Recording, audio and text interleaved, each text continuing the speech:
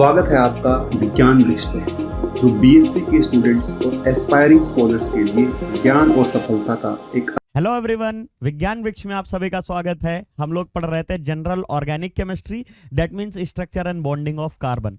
उसमें हम लोगों ने काफी सारे इंट्रोडक्टरी कॉन्सेप्ट पढ़ लिए थे। हाइब्रिडाइजेशन क्या होता है ये देख लिया था, टाइप ऑफ हाइब्रिडाइजेशन देख लिया था, और हाइब्रिडाइजेशन के सिर्फ 3 पार्ट देखे, sp3, sp2 और sp।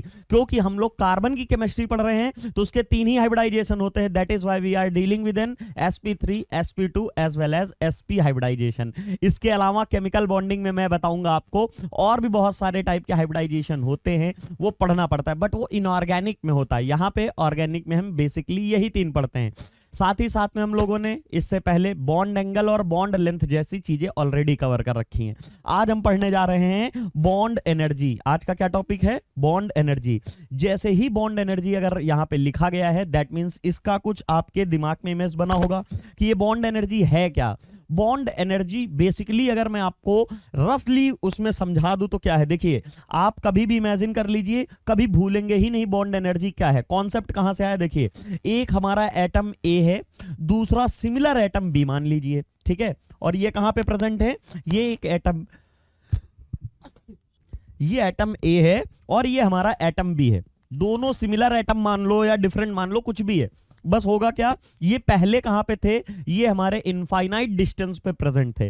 देन उसके बाद क्या हुआ, ये जैसे ही जैसे आपस में क्लोज आएंगे, क्लोज क्यों आएंगे? देखिए, आप कहेंगे सर क्लोज आ क्या रहे, क्यों रहे हैं? रीजन है क्योंकि आपको पता है कोई भी एटम हो उसका कुछ न्यूक्लियस होगा, साथ ही साथ में कुछ इलेक्ट्रॉन्स होंगे। सिमिलरली इसका भी कुछ न्यूक्लियस होगा और इसके भी इलेक्ट्रॉन्स होंगे। यस होंगे सर, तो क्या होगा? अब आपने अगर ये पॉजिटिव और निगेटिव जानते हैं तो क्लास 9th से ही पढ़ते आ रहे हैं या उससे पहले से ही पढ़ते आ रहे हैं कि जो अपोजिट चार्जेस होते हैं वो अट्रैक्ट करते हैं ईच अदर को, मतलब वो दोनों एक दूसरे को अट्रैक्ट करते हैं। तो यहां का जो इलेक्ट्रॉन है ये इस न्यूक्लियस की तरफ अट्रैक्ट होगा और ये वाला जो इलेक्ट्रॉन है इस वाले न्यूक्लियस की तरफ अट्रैक्ट होगा। ऐसा ही होगा, लेकिन वहां पे सर एक कॉन्सेप्ट और भी पढ़ा है कि same charges repel each other, और यहां पे देखने को मिलेगा जैसे ही इसको अप्लाई करोगे कि सेम चार्ज कौन सा है, ये वाला पॉजिटिव, और पॉजिटिव ये रिपेल भी तो करेंगे। तो सर क्यों यहां पे हमारा ये है कि पास में आए, क्यों पास में आए? तो होता क्या है, जब भी हमारा एटम्स इनफाइनाइट डिस्टेंस पे होते हैं उस टाइम पे क्या देखने को मिलता है, वहां पे फोर्स ऑफ अट्रैक्शन का जो मैग्नीट्यूड होता है वो ज्यादा होता है। क्या होता है? जब हमारे एटम्स फार अपार्ट होते हैं तो फोर्स ऑफ अट्रैक्शन ज्यादा लगता है। क्यों ऐसा लग रहा है देख लीजिए, ये भी मैं बताऊंगा, सुनिए।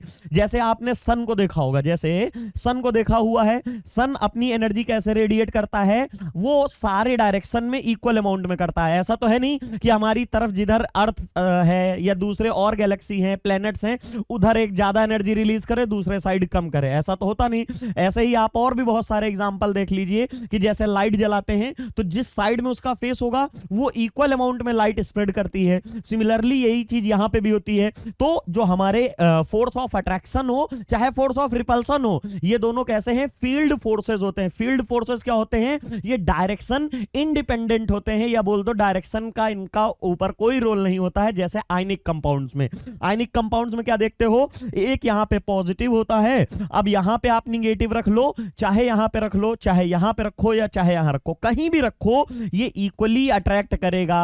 अगर ये निगेटिव चार्ज है तो इनको ऑलवेज अट्रैक्ट करेगा। अगर डिस्टेंस बराबर है तो जो फोर्स ऑफ अट्रैक्शन लग रहा होगा वो भी इक्वल होगा। अब डिस्टेंस एक ज्यादा दूर है, एक क्लोज में है, तो किसको ज्यादा खींचेगा? क्लोज वाले को। क्यों? क्योंकि वहां पे इलेक्ट्रोस्टैटिक फोर्स ऑफ अट्रैक्शन जो लग रहा है वो ज्यादा लगेगा। सिंपल सी चीज है, ये आप सब पढ़ चुके हैं, ठीक है।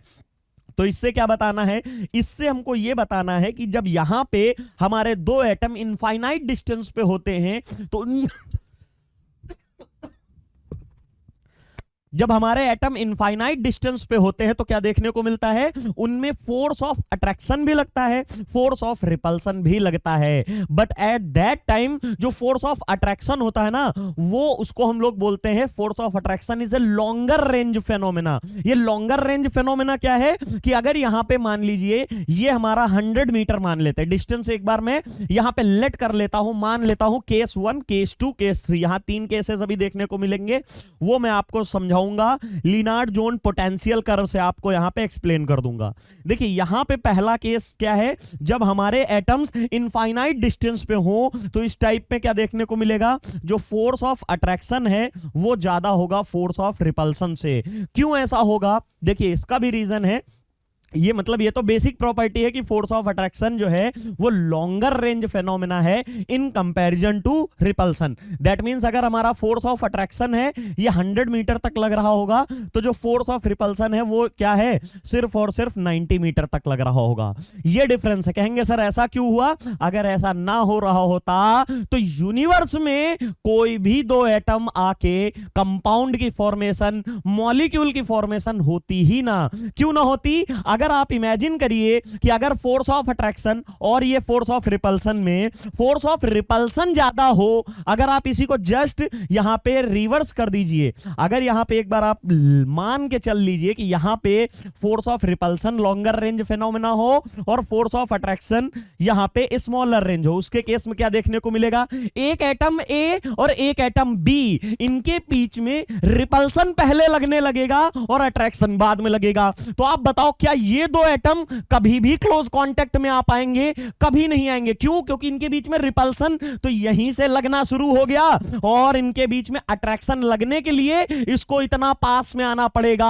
और पास में आएगा कैसे, आपको पता है दो इलेक्ट्रॉन जैसे ही पास में आते हैं क्या करते हैं, रिपल कर जाते हैं। पॉजिटिव पॉजिटिव हो, पास में आएंगे तो रिपल कर जाते हैं। जैसे हम मैग्नेट्स में देखते हैं, नॉर्थ पोल सामने ले आइए तो क्या होता है, रिपल्सन होता है। तो यहां पे जैसे इधर आने की कोशिश करेंगे तो धक्का, इंटर न्यूक्लियर जो चार्जेस हैं यहां पे, इन दोनों के बीच में इलेक्ट्रोस्टैटिक फोर्स ऑफ रिपल्सन लगने लगेगा, उसकी वजह से क्लोज कांटेक्ट में ही नहीं आएगा। और अगर ये इधर ना आया कभी, तो क्या यूनिवर्स में कोई भी दो atom, same atom different atom कुछ भी हो, क्या वो कभी कंपाउंड में या मॉलिक्यूल में चेंज हो सकते थे, तो आंसर होगा नहीं। तो एक इसका ये भी बेस्ट एग्जांपल है आपको याद करने के लिए कि why force of attraction is a longer range phenomena than force of repulsion. पहली चीज तो ये हो गई। उसके बाद क्या देखने को मिलता है, यहां पे फोर्स ऑफ अट्रैक्शन लगा, क्यों, क्योंकि यहां पे क्या है, इलेक्ट्रॉन है, यहां पे प्रोटॉन है, यहां इलेक्ट्रॉन है, यहां पे प्रोटॉन है, इनके बीच में अट्रैक्शन हुआ। मान लीजिए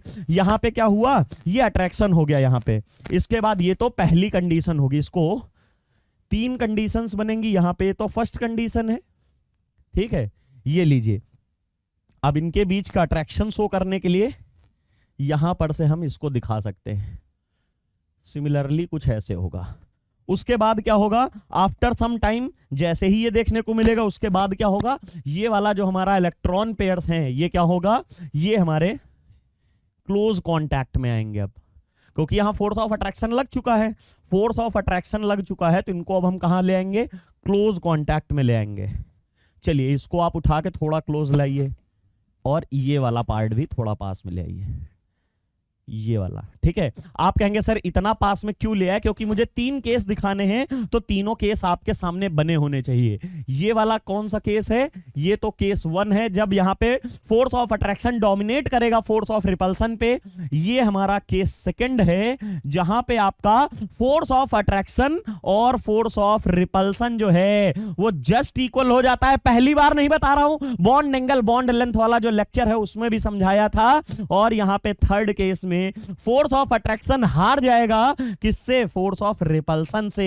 तो पहले इसकी बात कर लेते हैं, ये कौन सी कंडीशन है, ये वो कंडीशन है जहां पर आके दोनों न्यूक्लियसों का अट्रैक्शन जो था, मतलब एक यहां इस वाले इलेक्ट्रॉन से इसके लिए, देखिए यहां पे इस वाले इलेक्ट्रॉन से इस वाले प्रोटॉन का और इस वाले प्रोटॉन का इस वाले से, तो दो यहां पे देखने को मिले। तो ये जो था इनकी वजह से क्या लगेगा, इनकी वजह से तो यहां पे फोर्स ऑफ अट्रैक्शन ही लगेगा, इसकी वजह से भी फोर्स ऑफ अट्रैक्शन लगेगा। लेकिन अगर आप देखने जाओगे क्या होगा, इस वाले केस में इनकी वजह से फोर्स ऑफ रिपल्सन यहां पे भी लगेगा और फोर्स ऑफ रिपल्सन यहां लगेगा। और ये जो फोर्स ऑफ रिपल्सन लगने जा रहा है ना, ये जो है ये बहुत अच्छा खासा लगने लगेगा। कहेंगे क्यों, क्योंकि जब तक दूर थे तब तक रिपल्सन कम कर रहे थे, अट्रैक्शन डोमिनेट कर रहा था। पास आते गए आते गए आते गए ये इतना क्लोज आ गए, इतना ज्यादा क्लोज आ गए कि अगर अब इसके बाद अगर आप इनको क्लोज लाओगे तो यहां पे इनकी एनर्जी बढ़ जाएगी। एनर्जी बढ़ जाएगी या ये अनस्टेबल हो जाएंगे। क्यों? क्योंकि एक इसको इमेजिन कर सकते हैं कैसे कि जो हमारा नॉर्थ पोल और साउथ पोल दो होते हैं, जो उनको पास में लाते हो तो ठीक है, एक जगह अट्रैक्ट होके एक पर्टिकुलर डिस्टेंस ऑबे कर लेते हैं, लेकिन अगर आप उनको जबरदस्ती उस डिस्टेंस से भी अंदर करने लगेंगे, दैट मींस एक मैग्नेट को दूसरे के अंदर घुसेने लगेंगे, तो क्या होगा? वो जबरदस्ती होने लगेगी, उसमें आपको एक्सटर्नल सोर्स एनर्जी देने पड़ेगी या मैग्नेट टूट जाएगा। वही चीज यहां पे है, जब आप इन दोनों को और ज्यादा क्लोज लाओगे बाहर से एक्सटर्नल एनर्जी लगा के, तो इनके बीच में रिपल्सन हाईली इंक्रीज हो जाएगा, और हाईली इंक्रीज हो जाएगा तो क्या होगा? हमारा जो सिस्टम है, हमारा मॉलिक्यूल बन रहा है, उसकी एनर्जी सडनली राइज कर जाएगी। इस कॉन्सेप्ट को ही एक्सप्लेन किया था लिनार्ड जोन पोटेंशियल कर्व ने। जब ये हमारा कंडीशन है, ये कौन सी कंडीशन है? जहां पे फोर्स ऑफ अट्रैक्शन और रिपल्सन हमारा इक्वल हो गया है, ये हो गया है, समझे? अब यहां पे क्या देखने को मिलेगी? Third condition. थर्ड कंडीशन वो होगी जिस एटम को मैं बार बार कह रहा हूं, उसमें आप फिर से एक मिनट रुकिएगा, पूरा ड्रॉ करना पड़ेगा यहां, ठीक है? जब यहां पे इनको जबरदस्ती ही आप क्लोज प्रॉक्सिमिटी में ला रहे हो, जितना होना चाहिए उससे भी ज्यादा क्लोज प्रॉक्सिमिटी में लाओगे तो क्या होगा? तब वहां पे आपको रिपल्सन देखने को मिलेगा, वो भी थोड़ा नहीं, हाई रिपल्सन देखने को मिलेगा, और इनके बीच में सडन एनर्जी राइज हो जाएगी। ये यहां पर से, ये यहां पर से, ठीक है? ये फोर्स ऑफ रिपल्सन और फोर्स ऑफ रिपल्सन। ऐसा नहीं अट्रैक्शन नहीं होगा, लेकिन अट्रैक्शन क्या हो रहा है? अट्रैक्शन यहां पे कम हो रहा है, रिपल्सन ज्यादा हो रहा है। ये फोर्स ऑफ अट्रैक्शन यहां से, और इसके साथ ये भी फोर्स ऑफ अट्रैक्शन।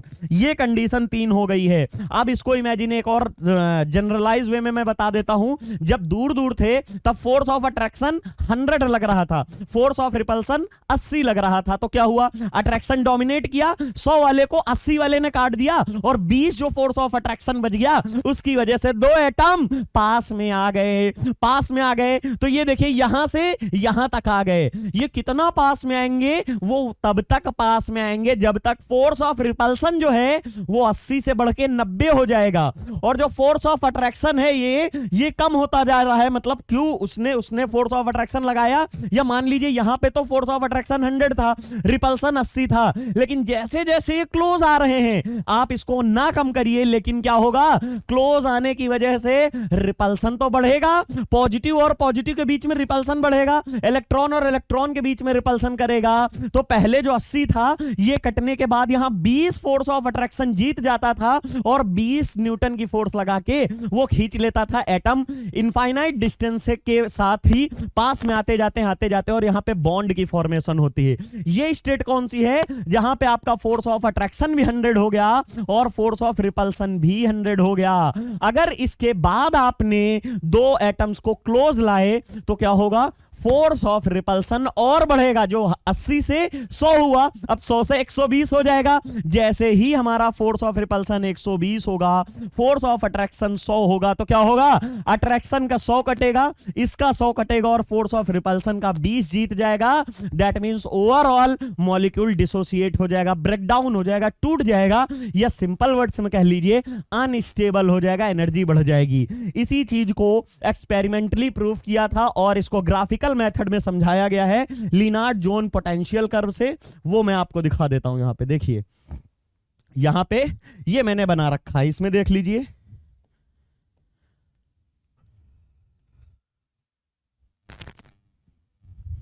चलिए इसकी बात कर रहे थे। ये कौन सी एनर्जी है? ये कौन सा पॉइंट है? ये वो वाला पॉइंट है जहां पे हमारे दो एटम सेपरेटेड थे, जहां पे फोर्स ऑफ अट्रैक्शन जो है डोमिनेट कर रहा था फोर्स ऑफ रिपल्सन पे।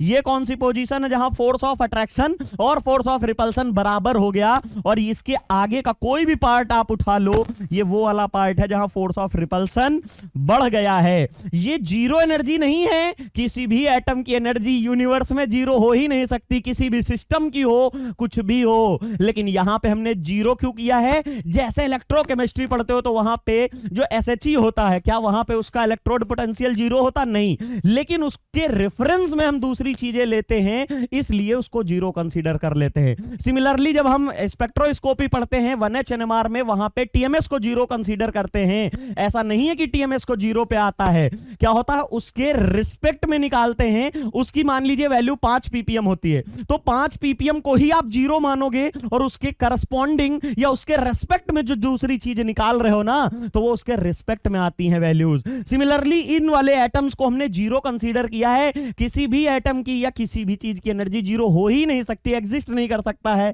तो यहां पे क्या होगा, इसको हमने हाइपोथेटिकली माना है। उसके बाद जैसे जैसे ये जो एक्स है, ये क्या है, मतलब जो ये एक हमारी वाई एक्सिस है और ये एक्स एक्सिस है।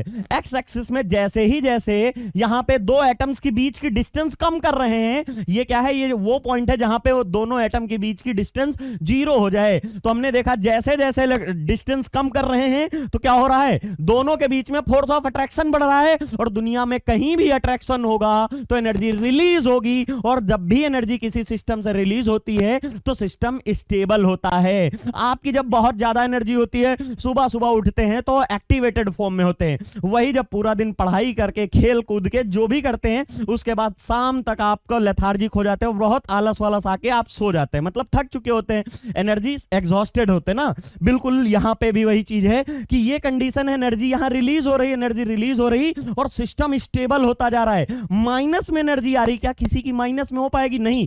माइनस में यहां रिप्रेजेंट करने का मतलब है जो हमने हाइपोथेटिकल स्टेट मानी है उससे कम हो रही है, ये माइनस में आ गई, और माइनस में आने के बाद एक पर्टिकुलर डिस्टेंस पर रुक जाएगी, और वो पर्टिकुलर डिस्टेंस जो है वहीं हम उसको डिफाइन भी करते हैं कि एट दैट मिनिमम डिस्टेंस जहां पे जो फोर्स ऑफ अट्रैक्शन है और force of repulsion in between the atoms जो है इक्वल हो जाए, वही लेंथ हमारी बॉन्ड लेंथ कहलाती थी।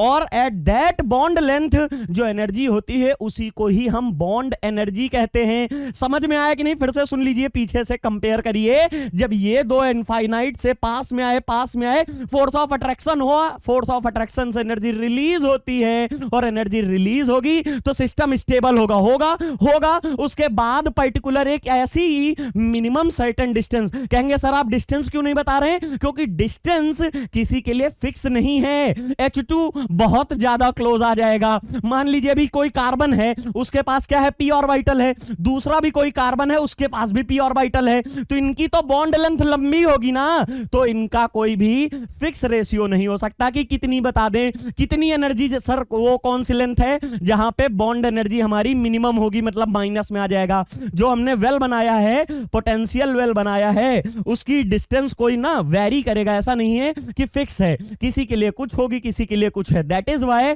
हमारे कोई भी मॉलिक्यूल्स हो, उनकी बॉन्ड लेंथ और बॉन्ड एनर्जी डिफरेंट होती है, साइज डिफरेंट होता है, ऑर्बिटल अलग अलग होती हैं, इसलिए आपको देखने को मिलता है। बट द मिनिमम, जहां पे जब बात करते हैं बॉन्ड लेंथ की या बॉन्ड एनर्जी की, तो हम लोग ये बोलते हैं the minimum distance between two nuclei where the force of attraction और force of repulsion just become equal to each other. वो जो पर्टिकुलर डिस्टेंस होती है उसी को ही, दोनों के न्यूक्लियसेस के बीच में, उसी को आप इंटरन्यूक्लियर डिस्टेंस और बॉन्ड लेंथ बोल देते हो। और जो जहां पे फोर्स ऑफ अट्रैक्शन और force of repulsion just equal होते हैं एक दूसरे के, ये नियरली इक्वल होते हैं, वो उस टाइम की जितनी एनर्जी होती है वो बॉन्ड एनर्जी होती है।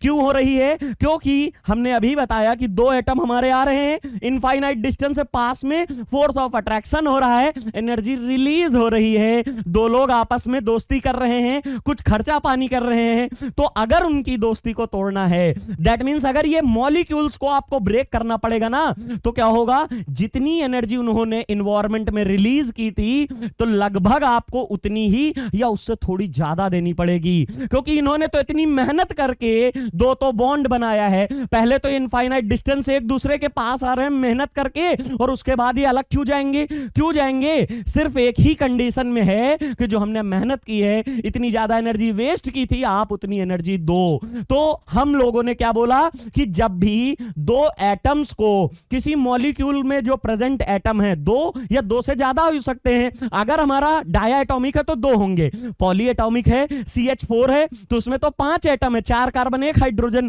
तो क्या कहते हैं, किसी भी मॉलिक्यूल्स से अगर हमको डिसोसिएशन एनर्जी निकालनी है तो क्या होगा, उस मॉलिक्यूल को एक मिनिमम एनर्जी देनी पड़ेगी जिससे हमारे सारे एटम्स अलग अलग सेपरेट हो जाएं। जहां पे फोर्स ऑफ अट्रैक्शन और फोर्स ऑफ रिपल्सन जो पहले दूर दूर थे उसी जगह तक लेके चले जाओ, तो वो जितनी एनर्जी देनी पड़ेगी वही उसकी बॉन्ड डिसोसिएशन एनर्जी या बॉन्ड एनर्जी होगी। ये शायद आपको समझ में आ गया होगा यहां से कॉन्सेप्ट। इसी के दो पर्सपेक्टिव अभी पॉलीएटॉमिक में थोड़ा सा चेंज आएगा, वहां पे मैं बता दूंगा।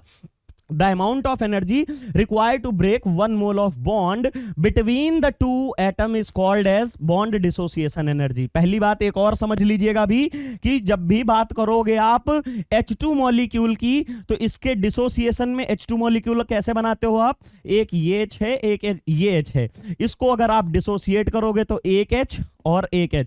अब देखिए एक ही हमारा बॉन्ड था, उसको अगर आपने तोड़ दिया तो इसकी bond energy as well as bond dissociation energy same होगी। कहेंगे सर ये क्या बोल रहे हो, मैं बता देता हूं। देखिए बॉन्ड एनर्जी जो होती है ना वो एक एवरेज होता है बॉन्ड डिसोसिएशन एनर्जी। तो सर ये बॉन्ड डिसोसिएशन एनर्जी क्या है, किसी भी कोवेलेंट बॉन्ड को तोड़ने के लिए जो एनर्जी दी जाती है वो बॉन्ड डिसोसिएशन एनर्जी होती है। मान लीजिए अगर एग्जांपल ले तो ये तो H2 के केस में जो बॉन्ड डिसोसिएशन एनर्जी है वही बॉन्ड एनर्जी है, but in case of CH4 यहां पे अब देखिए क्या होगा, यहां पे आपको इसको तोड़ने के लिए एक बार बॉन्ड डिसोसिएशन एनर्जी देनी पड़ेगी जिसका नाम आप D1 रख सकते हो, D1X कुछ भी है।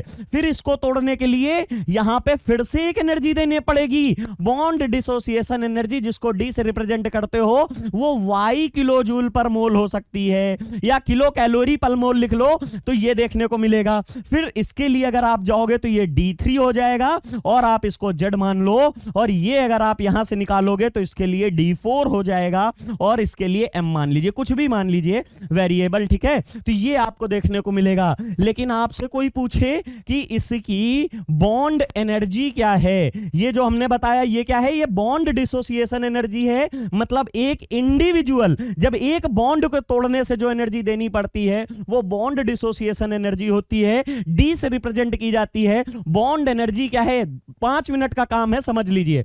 जो एक सिंगल एटम को मतलब एक सिंगल कोवेलेंट बॉन्ड को तोड़ने के लिए जो एनर्जी दी जाती है that energy is called is bond dissociation energy and represented by D. But हमको क्या पढ़ना है, बॉन्ड एनर्जी पढ़नी है। तो बॉन्ड एनर्जी क्या होती है, D1 plus D2 plus D3 plus D4, जितने भी हमारे कोवेलेंट बॉन्ड टूट रहे हैं उनका एवरेज ले लो, वही उसकी बॉन्ड एनर्जी होती है। क्या कुछ समझ में आया, कुछ पल्ले पड़ा। यहां पे हमारा बॉन्ड एनर्जी क्या है जिसको आप E से रिप्रेजेंट करोगे, E से रिप्रेजेंट करोगे तो क्या है, D1 plus D2 plus D3 plus D4, जो भी वैल्यू आई है किलो जूल पर मोल में उसको 4 से डिवाइड कर दो और जो भी यहां पे आए, मान लीजिए N किलो जूल पर मोल आ गया तो ये आपकी E होगी। E क्या है, बॉन्ड एनर्जी है, और ये क्या है, बॉन्ड डिसोसिएशन एनर्जी। एक बॉन्ड सिंगल बॉन्ड को तोड़ने के लिए जो एनर्जी लगती है that is bond dissociation energy, और उन्हीं सब का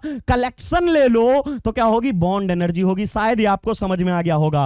अब H2 के केस में यहां पे लिखा हुआ है, पहले ही पेज पे एग्जांपल है, देखिए H2 में तो एक ही तो बॉन्ड है तो इसमें कौन सा एवरेज लोगे, दैट इज व्हाई H2 के केस में bond energy as well as आपका एवरेज बॉन्ड एनर्जी या आप जो बॉन्ड डिसोसिएशन एनर्जी या बॉन्ड एनर्जी दोनों सेम ही आएगा। क्यों सेम आएगा, क्योंकि एक ही बॉन्ड है। अगर इसका एवरेज लेने जाओगे एक ही से डिवाइड करोगे, जो आएगा वही बॉन्ड डिसोसिएशन एनर्जी, वही बॉन्ड एनर्जी हो जाएगा। वो यहां पे लिखा हुआ है 435 किलो जूल पर मोल होता है।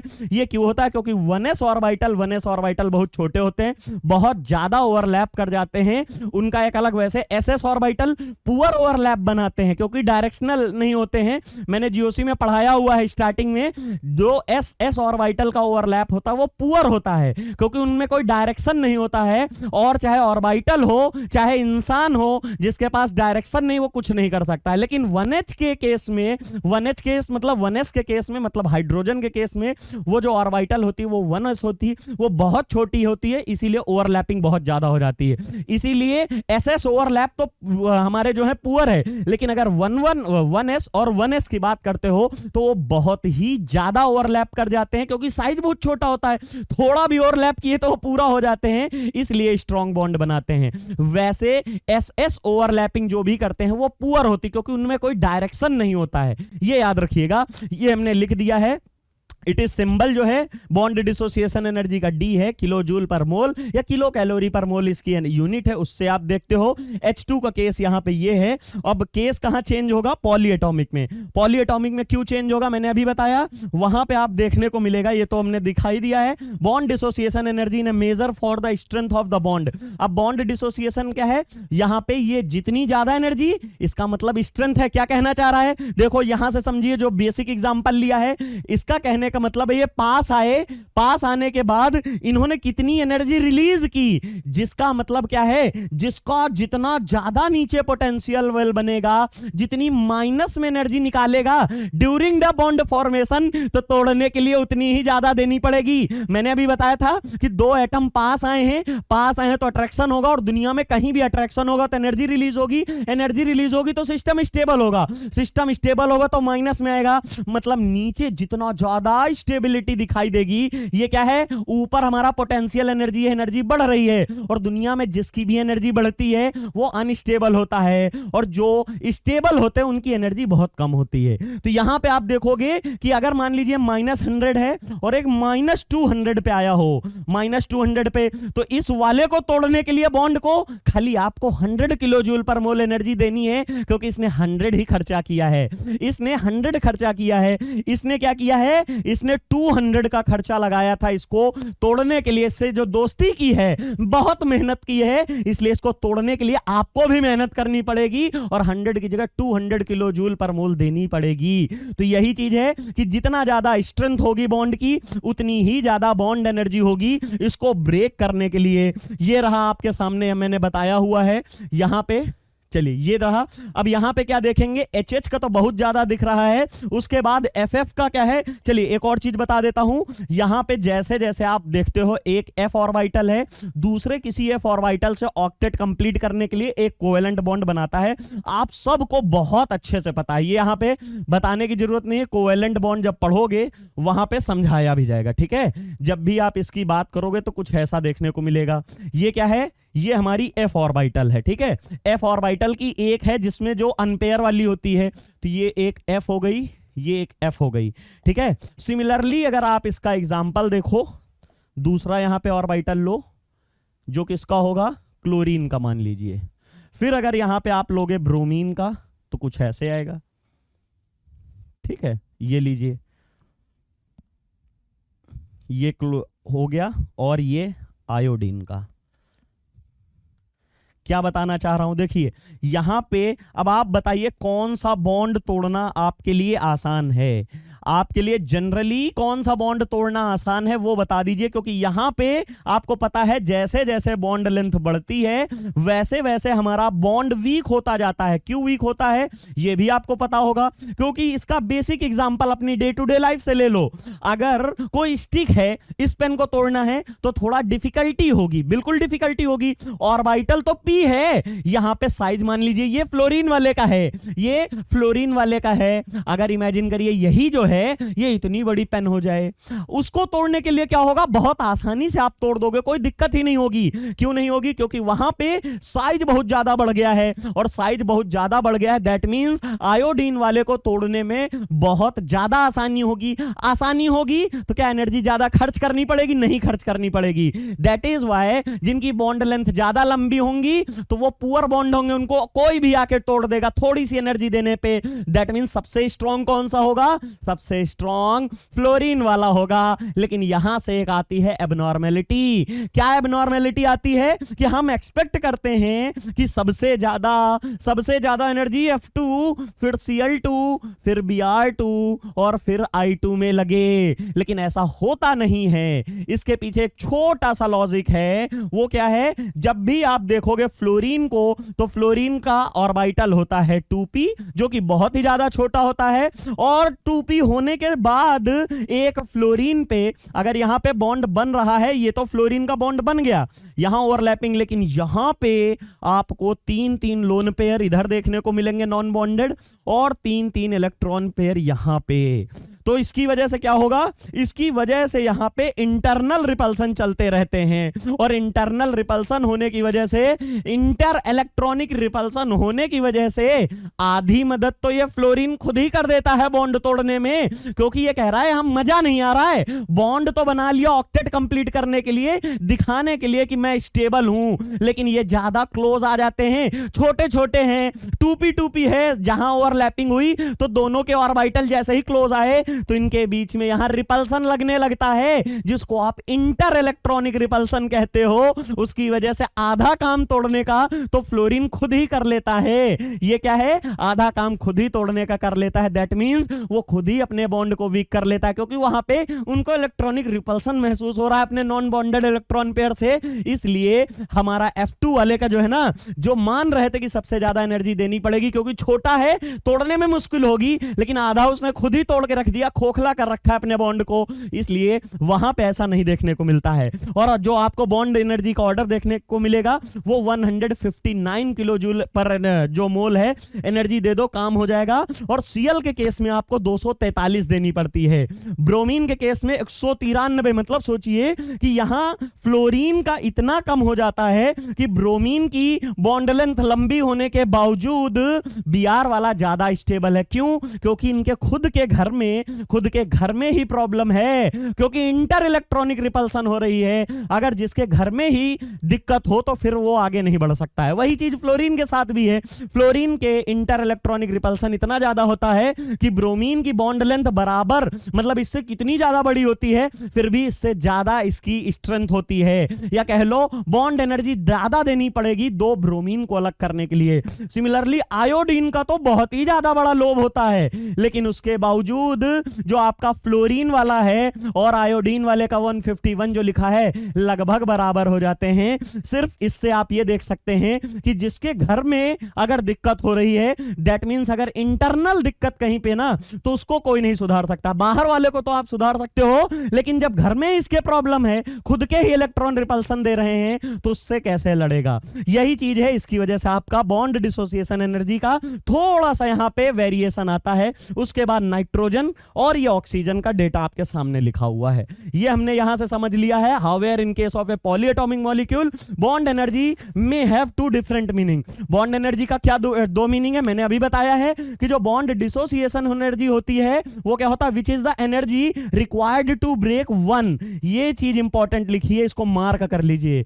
ब्रेक वन बॉन्ड, सिर्फ और सिर्फ 1 mole of a particular bond, जैसे CH4 में है तो आप CH बॉन्ड को तोड़िए, पूरे 4 बॉन्ड को नहीं। अगर चारों को तोड़ना है तो उसे क्या बॉन्ड डिसोसिएशन एनर्जी कहोगे? नहीं, उसको आप बॉन्ड एनर्जी बोलोगे, जो ऑलरेडी मैं पढ़ा चुका हूं, which is average of a different bond energy dissociation energies for all such similar bond present in the molecule. CH4 में एक CH बॉन्ड तोड़ोगे तो वो बॉन्ड डिसोसिएशन एनर्जी, और 4 अलग अलग तोड़ोगे तो चारों हमारे अलग अलग बॉन्ड डिसोसिएशन एनर्जी आ जाएंगे, जिसको आप D से रिप्रेजेंट करते हैं। उसके बाद उनका सम करो और उसके बाद 4 से डिवाइड कर दो, क्योंकि 4 बॉन्ड तोड़ मतलब एवरेज निकालना है, जो एवरेज होगा वो बॉन्ड एनर्जी होगा, रिप्रेजेंट किया जाता है E के साथ। यहां पे मैंने लिखा है कि जब एक बॉन्ड तोड़ोगे तो पहले D1, फिर D2, फिर D3 और फिर D4, जैसे पीछे समझाया था। ये एग्जैक्ट एनर्जी का डेटा भी लिख दिया है। तो बॉन्ड डिसोसिएशन एनर्जी, आप कहोगे सर CH बॉन्ड तो सब में टूट रहा है, तो ये बॉन्ड डिसोसिएशन एनर्जी अलग अलग क्यों है,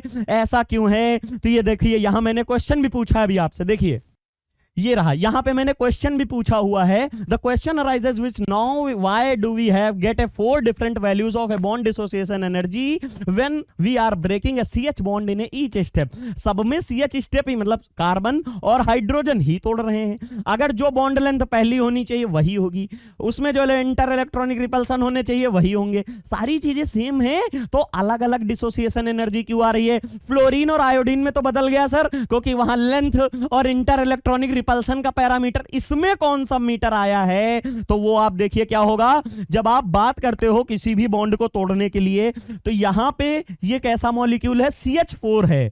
CH4 से आप देखोगे CH3 और H+ में गया, और जब ये फर्दर CH3 से आप तोड़ने गए तो यहां पे आपको CH2 और प्लस देखने को मिलेगा, और यहीं से आ गया, खेल चेंज हो गया। आपने पढ़ा होगा कि जब आप आयनाइजेशन एनर्जी पढ़ते हो, अभी देखिएगा अभी आपको कितना गजब का समझ में आएगा, जबरदस्त। देखिए जब आप बात करते हो मैग्नीशियम के लिए, चलिए मैग्नीशियम के लिए ले लीजिए, पहला इलेक्ट्रॉन निकलता है तो बोलते हो Mg प्लस एक इलेक्ट्रॉन, ठीक है, प्लस एक इलेक्ट्रॉन। दूसरी बात है फिर से हमारा Mg प्लस से ही इलेक्ट्रॉन निकलेगा, लेकिन इस बार Mg से नहीं, इस बार Mg के आयन से निकल रहा है, और ये हमारा डाइकैटायनिक फॉर्म बन गया, और यहां फिर से एक इलेक्ट्रॉन निकल गया।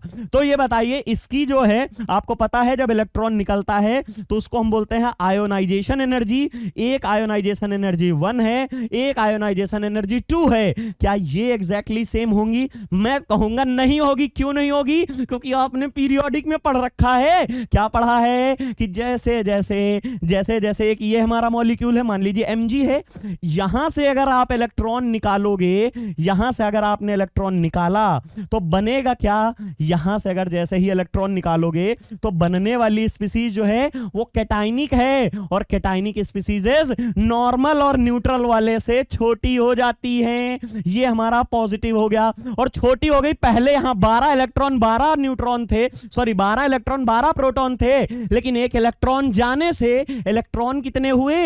इलेक्ट्रॉन तो यहां 11 हो गए, और प्रोटॉन कितने हैं? वो तो न्यूक्लियस में 12 के 12 ही हैं। पहले एक इलेक्ट्रॉन एक को खींच रहा था, और 12 मिलके 12 को बराबर एक एक हाथ से खेल रहे थे, बराबर फाइट चल रही थी और नॉर्मल चीजें चल रही थी। जैसे ही एक इलेक्ट्रॉन बाहर गया, जैसे ही एक इलेक्ट्रॉन बाहर गया तो उससे क्या देखने को मिला? इलेक्ट्रॉन तो 11 हो गए, और नीचे जो प्रोटॉन अंदर है खींचने के लिए, जिसको आप जेड इफेक्टिव कहते हो, न्यूक्लियर चार्ज बोलते हो, तो इफेक्टिव न्यूक्लियर चार्ज, तो वो क्या करेगा? 12 प्रोटॉन अब खींचेंगे 11 को, 11 एक एक तो बढ़िया बराबर कर लेंगे, जो एक एक्स्ट्रा प्रोटॉन है ना वो मिलके सबको थोड़ा थोड़ा वहां पे एक्स्ट्रा एडिशनल खींच रहा होगा थोड़ा थोड़ा। दैट मींस इस बार इसका जेड इफेक्टिव बढ़ जाएगा। जेड इफेक्टिव बढ़ेगा। जेड इफेक्टिव क्या होता है? न्यूक्लियर चार्ज का वैलेंस इलेक्ट्रॉन पे जो हमारे चार्ज, न्यूक्लियर चार्ज जो खींचने की टेंडेंसी होती है, अट्रैक्शन होता है, उसी को तो बोलते हो जेड इफेक्टिव। जो है इफेक्टिव न्यूक्लियर चार्ज कैसे खींचता है? तो उसके खींचने से वैलेंस इलेक्ट्रॉन को खींचेगा, तो वैलेंस कहां जाएगी? अंदर जाएगी, और अंदर जाने से कैटायनिक का साइज बढ़ जाता है। एनायनिक में जस्ट रिवर्स होता है, साइज बढ़ जाता है। यही फैक्टर जो मैंने बताया, इसको आप अपने आप मॉडिफाई करो एनायन के लिए। एनायन साइज में बढ़ जाते हैं न्यूट्रल वालों से, कैटायन साइज छोटे हो जाते हैं। सिमिलरली जैसे ही यहां CH3 से एक H गया और CH3 बना, CH3 के बाद क्या होगा? वहां पे ये क्या है? ये आयनिक का खेल चल रहा है। कार्बन क्या है? हाइड्रोजन क्या है? ये सब कोवेलेंट का खेल है। यहां पे हम लोग हाइब्रिडाइजेशन से खेलते हैं। यहां इलेक्ट्रॉन से, इलेक्ट्रोस्टैटिक अट्रैक्शन से, इन सब से बात होती है। यहां हाइब्रिडाइजेशन से, hypothetical concept, overlapping of orbital, उनसे कहानी चलती है। दैट मींस यहां हाइब्रिडाइजेशन वगैरह चेंज होगा।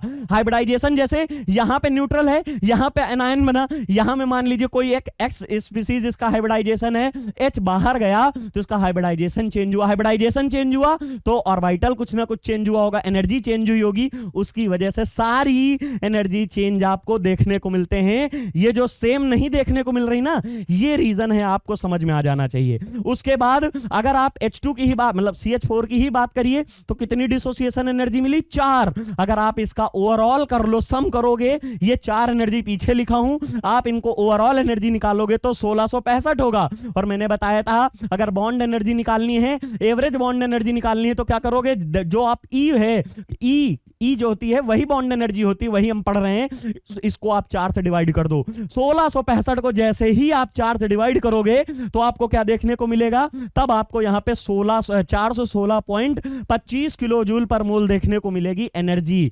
ऐसे कितनी आ रही थी? अगर आप एक किसी की बात करिए, देखिए एक की बात करोगे तो कितना देखने को मिल रहा था? 427, 439, 452 और 347 है। लेकिन जैसे ही आपने इसका सबका सम कर दिया तो उस समय कितनी देखने को मिल रही है? 416.25 ये क्या है, ये बॉन्ड एनर्जी है। मैं फिर से कह रहा हूं, रिपीट कर रहा हूं, एक लाइन में सुन लीजिएगा कि जो बॉन्ड डिसोसिएशन एनर्जी होती है वो पर्टिकुलर किसी एक बॉन्ड के लिए होती है। अगर इसको तोड़ने से जो एनर्जी देनी पड़ रही है उसे आप डी बोलोगे, बॉन्ड डिसोसिएशन एनर्जी। इसको और इसको सबको तोड़ने के लिए जो एनर्जी देनी पड़ी, एक्चुअल में उसको चार बॉन्ड कितने, मान लीजिए 1600 हो गई है, ये 1600 है, सब में 400 लगी या 500 लगी, कुछ भी लगी, टोटल जो है 1600 आ गई। ठीक है, 400 इसकी, 500 इसकी, 400 इसकी, 500 इसकी, ऐसे करके टोटल 1600 आ गई मान लीजिए। उसके बाद बॉन्ड कितने टूटे हैं, 1 2 3 और 4, इसको 4 से डिवाइड कर दीजिए। दैट मींस एवरेज एक बॉन्ड को तोड़ने में कितनी एनर्जी लगी,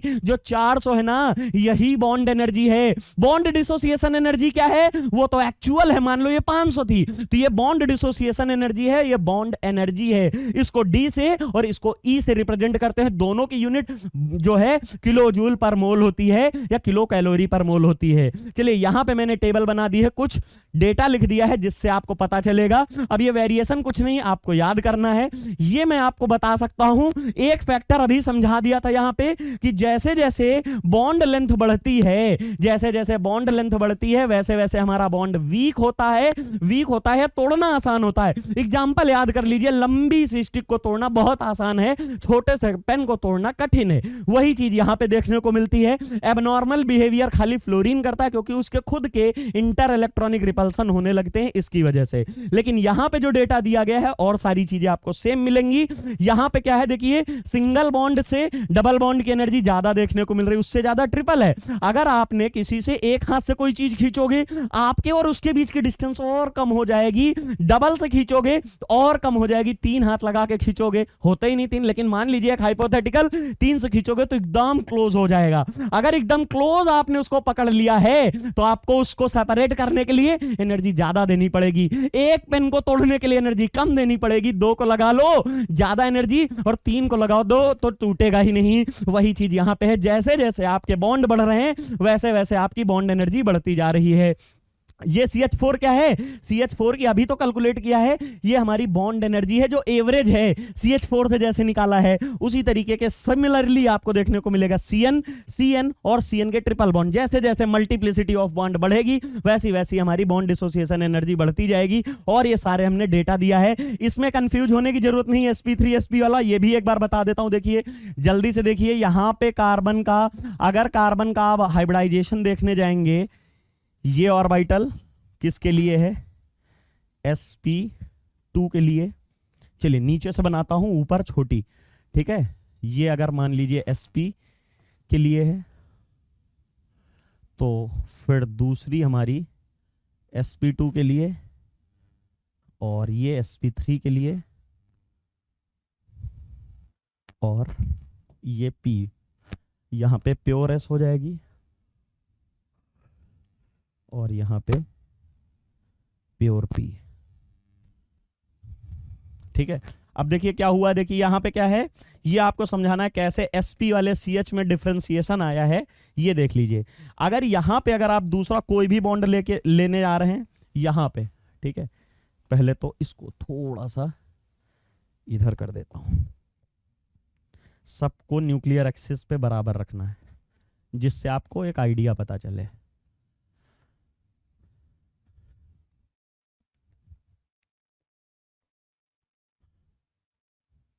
ये रफली इसी पे मान लीजिएगा सारा। अब अगर यहां पे कोई भी एक ऑर्बिटल एक्स ऑर्बिटल मान लीजिए s को ही ले आते हैं, s ऑर्बिटल लाएंगे, ये रहा सिमिलर, यही वाला सब में ओवरलैप करा दो।